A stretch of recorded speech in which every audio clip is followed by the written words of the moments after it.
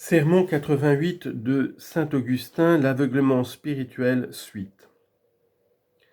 Mais quitter l'unité, c'est rompre la charité, et si grand don que l'on possède, quand on a rompu la charité, on n'est rien.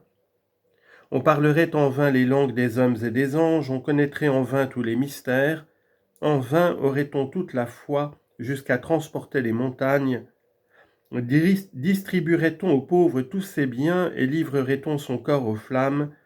Si l'on n'a pas la charité, on n'est rien. 1 Corinthiens 13, 13. Inutilement, on posséderait tout si l'on manquait de la seule chose qui rend le reste utile. Embrassons donc la charité en nous appliquant à maintenir l'unité d'esprit avec le lien de la paix. Éphésiens 4, 3. Ne nous laissons pas séduire par ceux qui ont des idées trop charnelles et qui, en provoquant une séparation matérielle, se séparent eux-mêmes par un sacrilège spirituel du pur froment de l'Église répandu par tout l'univers. Ce pur froment, en effet, a été semé par tout le monde. C'est le Fils de l'homme qui l'a répandu non seulement en Afrique, mais aussi partout, et c'est l'ennemi qui est venu ensuite semer l'ivraie. Or, que dit le père de famille ? Laissez croître l'un et l'autre jusqu'à la moisson. Croître où ? Sans doute dans le champ. Et quel est ce champ ? L'Afrique ? Non. Quel est-il donc ? Ne le disons-nous pas nous-mêmes, laissons le Seigneur interpréter sa pensée, et que personne ne se permette de soupçons arbitraires. Les disciples dirent donc à leur maître, « Expliquez-nous la parabole de l'ivraie. » Et le Seigneur l'expliqua ainsi, « La bonne semence désigne les fils du royaume, et l'ivraie, c'est le diable. Quel est le champ ? Le champ, c'est le monde.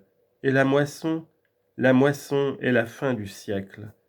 Et les moissonneurs sont les anges. » Matthieu chapitre 13, versets 24 à 30 et 36 à 43.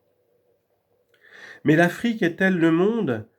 Sommes-nous au temps de la moisson, et Donat est-il le moissonneur ? Oui, c'est par tout l'univers qu'il vous faut attendre la moisson, c'est par tout l'univers qu'il vous faut laisser l'ivraie jusqu'à l'époque de la moisson. Ah, ne vous laissez point séduire par les méchants pailles légères qui s'envolent de l'air avant l'arrivée du divin vanneur. Ne vous laissez pas séduire par eux.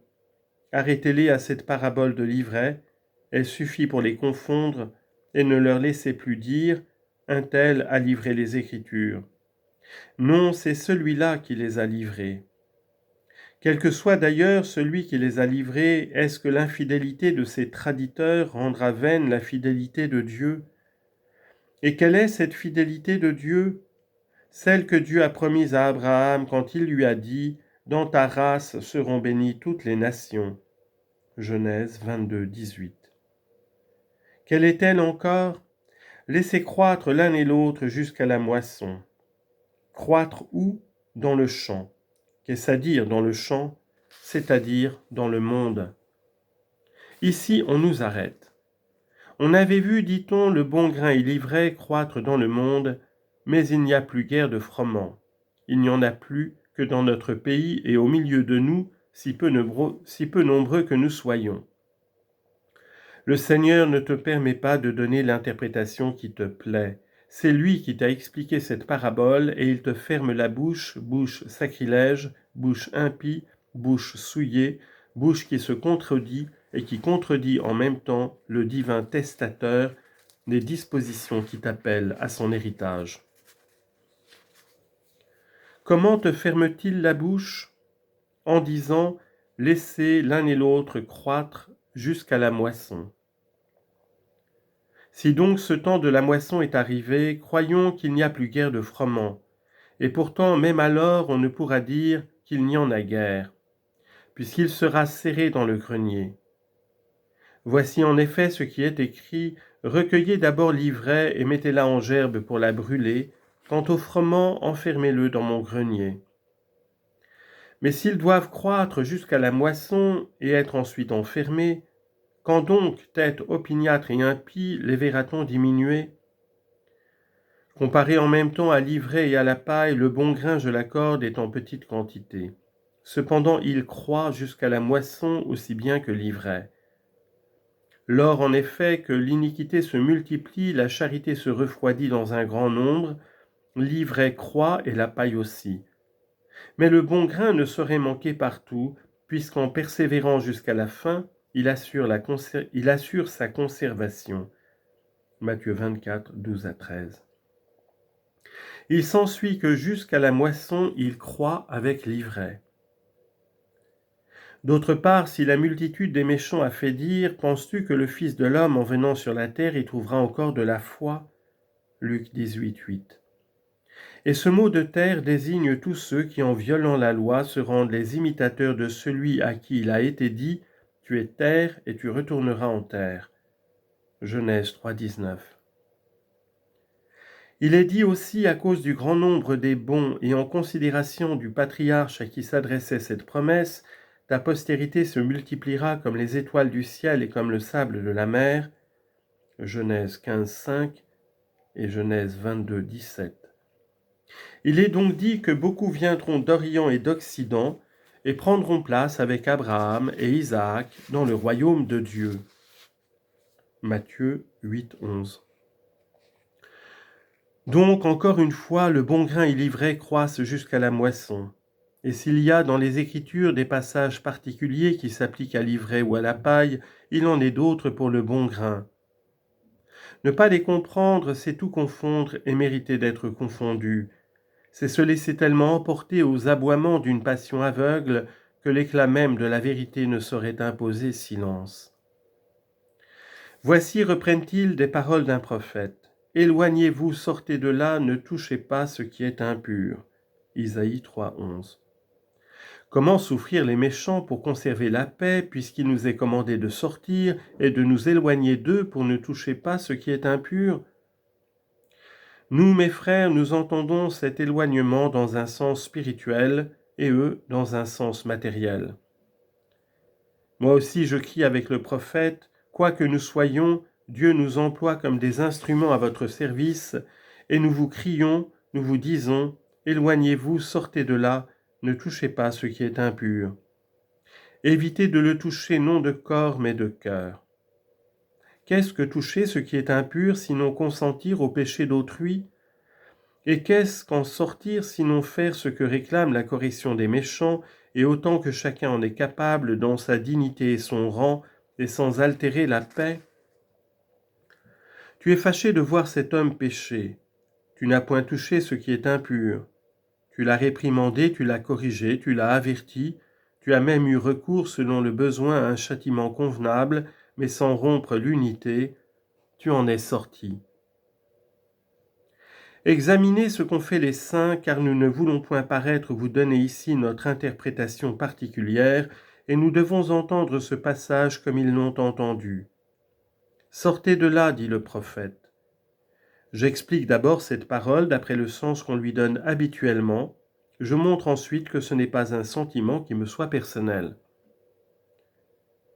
Il arrive souvent que des hommes soient accusés et qu'étant accusés, ils se défendent. Or, lorsqu'un accusé s'est défendu en s'appuyant sur la raison et sur la justice, ceux qui l'ont entendu se disent « il en est sorti ». Comment en est-il sorti? En s'appuyant sur la raison, en faisant une défense pleine de justice. N'est-ce pas ce que faisaient les saints en secouant la poussière de leurs pieds contre ceux qui n'acceptaient point la paix qu'ils leur annonçaient? Luc 10, 11. Elle en est sortie, cette sentinelle à qui il avait été dit « Je t'ai établi comme une sentinelle pour la maison d'Israël ». Si tu parles à l'impie qu'il ne renonce ni à l'iniquité ni à sa voie, cet impie mourra dans son iniquité et tu délivreras ton âme. Ézéchiel 3, 17 à 19. Si elle agit ainsi, elle en sort, non en se séparant extérieurement, mais en faisant ce qui lui sert de défense. Cette sentinelle a rempli son devoir, bien que l'impie n'ait pas obéi comme il aurait dû, la sentinelle en est donc sortie. Ainsi nous crient de sortir et Moïse et Isaïe et Jérémie et Ézéchiel. Voyons si eux-mêmes sont sortis en abandonnant le peuple de Dieu et en se réfugiant au milieu des autres nations. Combien de fois et avec quelle véhémence Jérémie ne s'est-il pas élevé contre les pécheurs et contre les impies en Israël? Il vivait néanmoins au milieu d'eux, entrait dans le même temple et célébrait les mêmes mystères. Oui, il vivait au milieu de ce mélange d'hommes pervers, mais il en sortait en criant contre leur désordre. Sortir de là, ne pas toucher ce qui est impur, signifie donc que la volonté ne doit pas consentir au mal, ni la bouche l'épargner. Que dirais-je de Jérémie, d'Isaïe, de Daniel, d'Ézéchiel et des autres prophètes? Ils n'ont pas quitté ce peuple pervers, craignant de se séparer des bons mêlés aux méchants, parmi lesquels eux-mêmes aussi étaient parvenus à se sanctifier.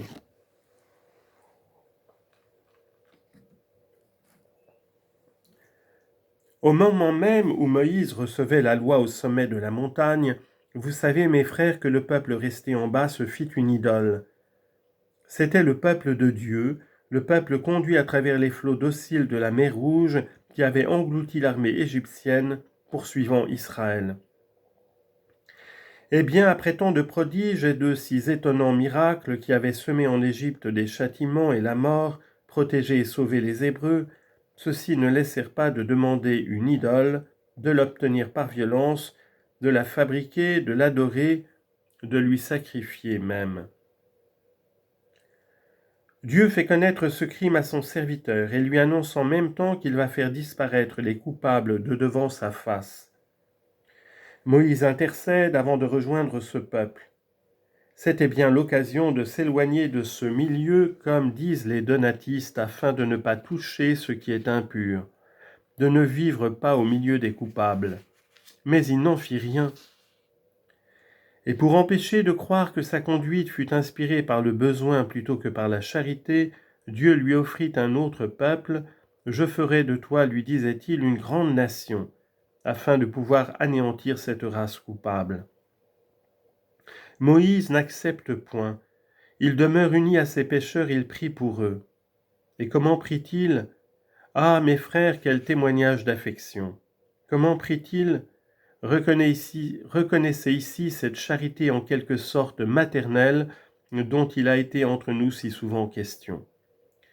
En entendant le Seigneur menacer ce peuple sacrilège, les tendres entrailles de Moïse s'émurent, et il s'offrit pour eux à la colère divine. Seigneur, dit-il, si vous voulez leur pardonner cette faute, pardonnez-la, sinon effacez-moi de votre livre que vous avez écrit.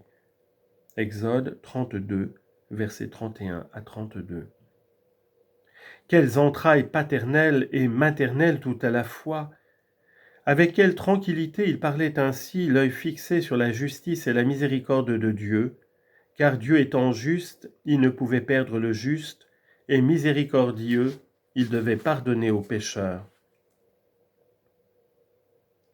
Maintenant donc, sans aucun doute, votre prudence voit manifestement quel sens il faut donner à tous ces passages tirés des Écritures, et que l'Écriture nous criant de nous éloigner des méchants, c'est simplement l'ordre de nous éloigner d'eux par les dispositions du cœur, car en nous séparant des bons, nous ferions plus de mal que nous n'en éviterions en demeurant au milieu des méchants, témoins les donatistes.